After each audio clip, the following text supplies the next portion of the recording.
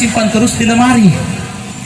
Disimpan baju andalannya di lemari 3 bulan, naik berat badannya, tidak bisa dipakai, sementara belum lunas cicilannya, kan repot sendiri Ki.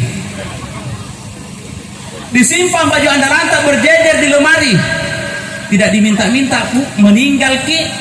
Syukur-syukur kalau ada anak gadis tak. Kalau tidak ada anak gadis tak, siapa yang pakai baju tak? Istri barunya bapak.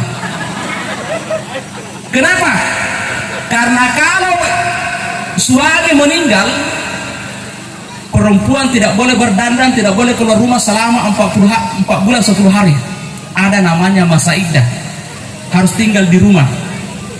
Tapi kalau perempuan yang meninggal jam 10 siang meninggal, jam 12 siang sudah bisa menikah suaminya. Jangankan meninggal suami. Jadi mohon maaf, saya meyakini bahwa bicara di atas mimbar itu adalah sebuah kehormatan. Cuma saya minta panitia untuk tidak usah pakai mimbar. Kebetulan bukan saya pendek, cuma kurang tinggi. Saya khawatir kalau bicara di atas mimbar, ada kamera di depan, yang didapat cuma mimbarnya, ada gambar, tidak ada suara. Bismillahirrahmanirrahim. Assalamualaikum warahmatullahi wabarakatuh.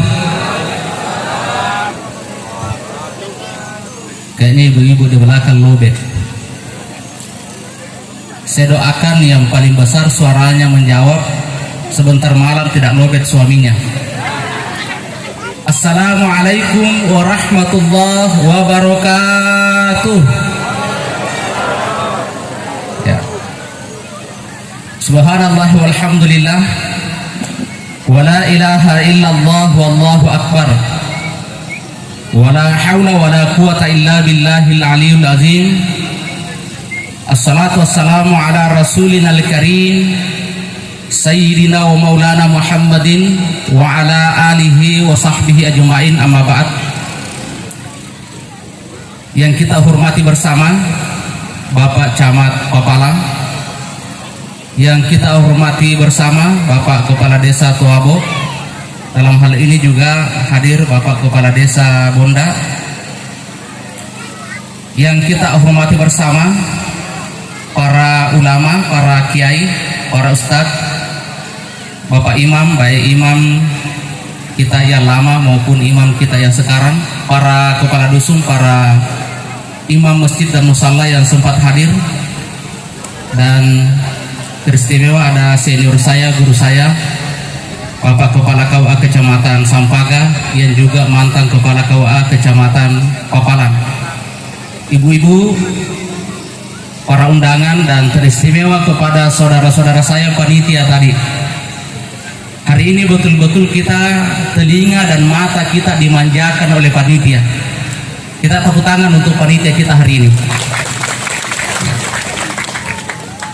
Walaupun tadi saya sempat sesak nafas, saya tahan nafas ketika panitia mengatakan bahwa yang lain menunggu nanti lebaran baru dilunasi. Saya berpikir mudah-mudahan amplopnya penceramah bukan menunggu lebaran. Begitu saya dengar disambung panitia bahwa ada sumbangannya Pak Desa 7,5 juta, saya langsung bernafas lega.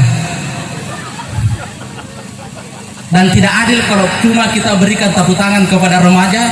Saya yakin dan percaya remaja kita bisa berbuat sehebat ini karena ada orang tua kita, ada tokoh-tokoh kita, ada pemerintah kita di belakangnya. Tepuk tangan untuk pemerintah kita, tokoh kita yang ada di sini. Kalau Pak Camat tadi menyebut kesuksesannya pemuda lewat maulid dengan masjid ini, kemarin juga kita saksikan bagaimana kehebatannya pemuda Tuabo melalui upacara hari santri. Nah, sekarang kita masuk ke hikmah maulid. Ini saya pembicara ketiga. Kalau sudah jam-jam begini, andai kata ini pertandingan ceramah, saya sudah pesimis tidak mungkin dapat juara. Saya rasa yang layak juara 1, juara 2 Pak Camat, antara Pak Camat dengan Pak Desa tadi. Apalagi sudah masuk di ranahnya hikmah maulid semua. Saya berpikir habis sebentar kalau saya pun ambil sedikit-sedikit di atas ini. Ya. Tapi saya salut Pak. Dua pemerintah kita tadi yang berdiri di sini, semuanya mengajarkan kepada kita mendoakan orang yang benci kepada kita, dan itu adalah hikmah inti dari maulid kita hari ini. Ada 10 makhluk yang akan masuk surga selain manusia. Pada dasarnya makhluk-makhluk ciptaan Allah, binatang-binatang yang Allah ciptakan selain manusia dan malaikat, nanti di hari kemudian akan dilebur menjadi tanah, kemudian dimasukkan menjadi tanahnya surga. Tapi di akhirat kelak ada 10 binatang yang akan dimasukkan ke dalam surga, utuh seperti sedia kala ketika masih hidup di dunia. Di sana ada untanya Nabi Saleh, ada burung hudhudnya Nabi Sulaiman, ada semutnya Nabi Sulaiman, ada khimarnya Nabi Uzair, termasuk untanya Nabi Muhammad, anak sapinya Nabi Ibrahim, ada sapinya Nabi Musa, dan lain sebagainya. Pertanyaannya, kenapa binatang-binatang ini diistimewakan oleh Allah untuk masuk ke dalam surga dibandingkan dengan binatang-binatang yang lain? Karena binatang-binatang ini turut ambil bagian dalam rangka syiarnya agama Allah di muka bumi ini. Mungkin kita bisa mengatakan wajar mereka masuk surga. Kenapa? Yang mereka bantu bersyiar di muka bumi ini adalah para nabi dan rasul-rasul Allah. Tetapi bagaimana dengan anjingnya Ashabul Kahfi? Seekor anjing hanya ikut kepada pemuda manusia biasa seperti kita ini. Hanya saja kelompok pemuda ini karena setia mempertahankan keimanannya, sehingga pergi meninggalkan kampung halamannya, menghindari kekejaman Raja Kianus pada saat itu. Ternyata Allah menghargai seekor anjing yang kita tahu bagaimana nilainya seekor anjing, diganjar oleh Allah dengan surga. Di akhirat nanti manusia akan terheran-heran ketika manusia di padang mahsyar berdiri, ada yang tenggelam dengan air keringatnya, tiba-tiba ada seekor anjing yang pincang kakinya langsung masuk ke surga. Manusia akan terheran-heran pada hari itu. Kenapa anjing ini masuk surga dan pincang kakinya? Karena ketika dia ikut dengan Ashabul Kahfi, kakinya pun ikut pincang karena dilempari oleh orang-orang jahat pada saat itu. Artinya apa? Kalau binatang saja karena terlibat dalam rangka syiar agama Allah di muka bumi ini diganjar dengan surga oleh Allah, lalu bagaimana dengan kita hari ini yang terlibat dengan kegiatan syiar agama seperti ini? Bagaimana Bapak Ibu yang ada sumbangannya sehingga kegiatan seperti bisa terlaksana seperti hari ini? Itulah sebabnya sehingga dalam kitab Nikmatul Kubra Alal Alam, karangan salah seorang ulama besar kita, di situ dia menyebutkan apa ungkapan Umar bin Khattab terkait dengan orang-orang yang turut serta dalam rangka memperingati hari kelahiran Rasulullah. Beliau mengatakan, "Man a'zama maulidir Rasul faqad ahyal Islam." Barang siapa di antara kita yang mengagungkan kelahiran Rasulullah, hari kelahiran Rasulullah, turut serta mengagungkan hari kelahiran Rasulullah, faqad ahyal Islam, maka seolah-olah dia sudah menghidupkan kembali Islam. Apa artinya ini Bapak Ibu sekalian? Karena melalui maulid inilah kita belajar tentang bagaimana akhlak Rasulullah. Karena maulid inilah kita belajar bagaimana seharusnya kita berislam seperti Islam diajarkan oleh Rasulullah. Tadi anak-anak kita bisa tampil 12 Rabiul Awal, hari kelahiran Rasulullah. Kalau bukan karena maulid, mana mungkin anak-anak kita bisa langsung hafal tanggal kelahiran Rasulullah. Bapak Ibu sekalian, orang-orang yang ada di luar Islam itu tidak mengenali Islam melalui Al-Quran karena mereka tidak membaca Al-Quran. Orang-orang yang ada di luar Islam tidak mengenali Islam melalui hadis, tidak mengenali Islam melalui akhlak Rasulullah karena mereka tidak membaca itu. Lalu dari mana mereka mengenali Islam yang sebenarnya? Dari kita orang-orang Islam. Maka ada ulama pernah memprediksikan begini, al-Islamu mahjubun bil mu'min. Ada nanti saatnya keindahan agama Islam akan terhalang oleh orang Islam itu sendiri. Kenapa? Karena orang lain akan menilai Islam bukan dari Al-Quran, bukan dari hadis, tetapi dari orang Islam itu sendiri. Orang lain akan menilai Islam melalui media sosial, dari postingan-postingan orang Islam. Orang lain akan menilai Islam dari bagaimana cara kita bergaul, bagaimana cara kita berpakaian, bagaimana cara kita makan. Kalau kita tidak bisa menghadirkan Islam yang rahmatan lil alamin, jangan salahkan ketika ada orang menilai bahwa Islam adalah agama teroris, Islam adalah agama kekerasan. Maka penting kita memperingati maulid seperti ini agar kita menanamkan kepada generasi kita bagaimana Islam yang rahmatan lil alamin. Islam mengajarkan kedamaian, mengajarkan Islam, mengajarkan kebenaran dengan cara yang tidak benar, sesungguhnya justru itu akan mencederai kebenaran itu sendiri. Karena itu Islam mengajarkan kepada kita. Rasulullah tidak pernah mengajarkan kepada kita mengajarkan Islam dengan kekerasan. Banyak orang berangkat dari rumahnya dengan pedang terhunus dengan tujuan akan menghancurkan Islam, membunuh Rasulullah. Tetapi begitu ketemu Rasulullah, hatinya luluh karena kemuliaan akhlak Rasulullah sallallahu alaihi wasallam. Dan tadi sudah dipertontonkan oleh pemimpin kita mendoakan orang-orang yang berpikir negatif kepadanya. Yang kedua, dan ini yang terakhir, karena tadi dibisik-bisik Kak Jami terlalu panjang, 9 sih bisa dikupotong jam ceramah saya, yang penting amplopnya tidak potong juga. Yang kedua, apa kata Abu Bakar dalam kitab tadi ini? Abu Bakar mengatakan, man anfaqa dirhaman likiraati maulidir rasul kana rafiki fil jannah. Barang siapa yang menginfakkan 1 dirham, 1 dirham itu Pak, kalau dinilai uang kita hari ini itu 3.000, kurang lebih 3.700 rupiah.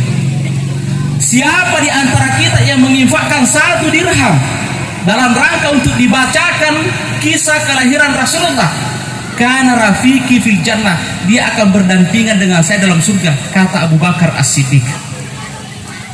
Kalau 1 dirham saya, Abu Bakar sudah menjamin kita berada di sampingnya. Lalu bagaimana dengan sumbangan kita hari ini? Saya lihat embernya ini besar-besar di belakang.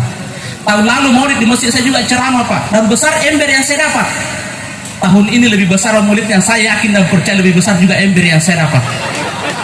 Karena Nabi mengatakan begini, barang siapa yang hari ini sama dengan hari kemarin, maka dia akan termasuk orang yang rugi. Sebentar saya lihat apakah saya rugi atau tidak. Inilah yang akan menyambung kita di akhirat kelak. Kenapa Al-Quran mengatakan, orang yang meninggal dunia mengatakan begini, Rabbi laula akhartani ila ajalin qarib fa asaddaka wa kum minas salihin. Ya Allah, sekiranya Engkau masih memberikan saya waktu 1 detik saja, saya akan kembali dan saya akan bersedekah. Kenapa orang yang meninggal mengatakan bahwa saya akan kembali bersedekah? Karena amalan yang paling pertama datang menjemput ketika kita masuk ke dalam kubur kita, itulah sedekah kita. Maka semua orang yang meninggal pasti Al-Quran mengatakan fa asaddaka wa kum minas salihin. Ya Allah, saya mau kembali bersedekah dan saya menjadi orang-orang yang baik. Dan ternyata memang dari semua harta yang kita miliki, hanya ada 3 yang akan menjadi milik kita. 1, yang kita makan sampai habis. Itulah sebabnya kenapa Nabi Muhammad ketika makan dijilat sisa-sisa makanan yang ada di tangannya. Kenapa? Khawatir ada berkah yang terbuang. Karena memang yang kita makan sampai habis itulah yang akan menjadi milik kita. Yang kedua, yang akan menjadi milik kita di akhirat kelak adalah yang kita belanjakan di jalan Allah. Apa yang ibu sumbangkan di sini, apa yang ibu masukkan di masjid kita, insya Allah itulah yang akan menyambung kita ketika kita berhadapan dengan sakaratul maut. Makanya ibu-ibu, kalau ada baju andalannya jangan disimpan terus di lemari. Disimpan baju andalannya di lemari 3 bulan, naik berat badannya tidak bisa dipakai, sementara belum lunas cicilannya, kan repot sendiri Ki. Disimpan baju andalan tak berjejer di lemari, tidak diminta-minta, meninggal Ki, syukur-syukur kalau ada anak gadis tak. Kalau tidak ada anak gadis tak, siapa yang pakai baju tak? Istri barunya bapak. Kenapa? Karena kalau suami meninggal, perempuan tidak boleh berdandan, tidak boleh keluar rumah selama 4 bulan 10 hari. Ada namanya masa iddah, harus tinggal di rumah. Tapi Tapi kalau perempuannya meninggal jam 10 siang, meninggal jam 12 siang sudah bisa menikah suaminya. Jangankan meninggal suaminya masih hidup pun sudah bisa menikah, istrinya masih hidup pun sudah bisa suaminya menikah kalau berani. Karena itu kalau ada baju andalanta jangan disimpan-simpan, karena itu dia akan menjadi milik kita yang kita pakai sampai habis. Saya heran banyak ibu-ibu kalau kita ke rumahnya banyak cangkir-cangkir di lemarinya, banyak piring cantik di lemarinya, semua yang cantik-cantik ada di situ. Sekalinya kita makan apa dipakai? Hadiah deterjen. Padahal yang akan kita nikmati, yang akan menjadi milik kita adalah barang yang kita pakai sampai hancur. Dan yang ketiga, apa yang kita belanjakan di jalan Allah Subhanahu wa taala, maka itulah yang akan menjadi milik kita. Apa yang ada di tabungan kita hari ini, uang yang ada di dompet kita hari ini sebentar bisa jadi uangnya penjual rokok, sebentar bisa jadi uangnya penjual pulsa, sebentar bisa jadi uangnya penjual ikan. Maka yang akan menjadi milik kita apa yang kita lihat hari ini sebagai bagian dari syiar dari Allah, agama Allah Subhanahu wa taala. Pak Ibu, saya tidak terlalu banyak. Di belakang ibu-ibu sudah mulai memang kipas. Apalagi ada ceritanya anak monyet. Ya. Ibu pernah lihat monyet tuh?